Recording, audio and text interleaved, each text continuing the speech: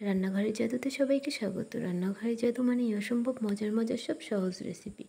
আজ আমি লাউ রান্না করব। লাউয়ের কালারও নষ্ট হবে না, আর অল্প তেল মশলায় আমি লাউটা রান্না করব। এখানে লাউ রান্না করার জন্য আমি একটি কড়াইয়ের ভিতর অল্প একটু তেল দিয়ে দিয়েছি, আর দিয়ে দিয়েছি পেঁয়াজ রসুন বাটা। আর এখানে আমি কাঁচামরিচের পরিবর্তে দিয়ে দিচ্ছি 2টি বোম্বাই মরিচ। আপনারা এখানে বোম্বাই মরিচের পরিবর্তে কাঁচামরিচও দিতে পারেন। একটু ভেঙে দিচ্ছি যাতে করে ঝাল আর ফ্লেভারটা দুটোই বের হয়। পেঁয়াজ রসুন যখন তেলে একটু ভাজা হয়ে যাবে, এর ভিতর দিয়ে দেবো আমি চিংড়ি মাছ। আজকের লাউ আমি চিংড়ি মাছ দিয়ে রান্না করব।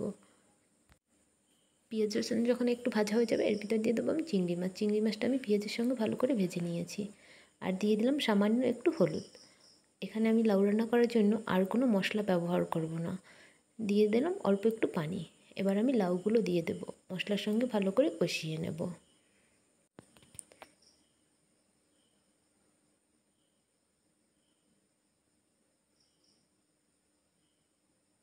মশলাটা যখন লাউয়ের সঙ্গে মেশানো হয়ে যাবে, আমি কিছুক্ষণ ঢাকনা দিয়ে ঢেকে রেখে দেব।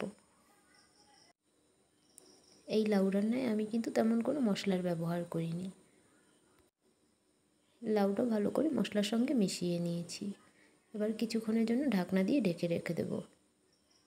ঢাকনা দেওয়ার কারণে লাউয়ের ভিতর থেকে অনেকটাই পানি চলে আসবে। লাউ রান্না করার সময় আমি এখানে লবণটা দিতে ভুলে গিয়েছিলাম, তাই পরে আমি দিয়ে দিয়েছি লবণটা। ভিডিওতে দেখানো হয়নি। এবার আমি অল্প পরিমাণে পানি দিয়ে নেব। আমি কিন্তু এখানে পানির পরিমাণটা তেমন বেশি দেইনি, এখানে অল্প পরিমাণেই পানি দেওয়া আছে। এবার আমি কিছুক্ষণের জন্য ঢাকনা দিয়ে ঢেকে রেখে দেব।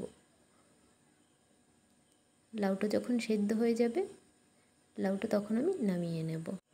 লাউটা আমি আর একটু সেদ্ধ করে নামিয়ে নিয়েছি। রেসিপিটি আপনাদের কাছে কেমন লাগলো অবশ্যই কমেন্ট করে জানাবেন।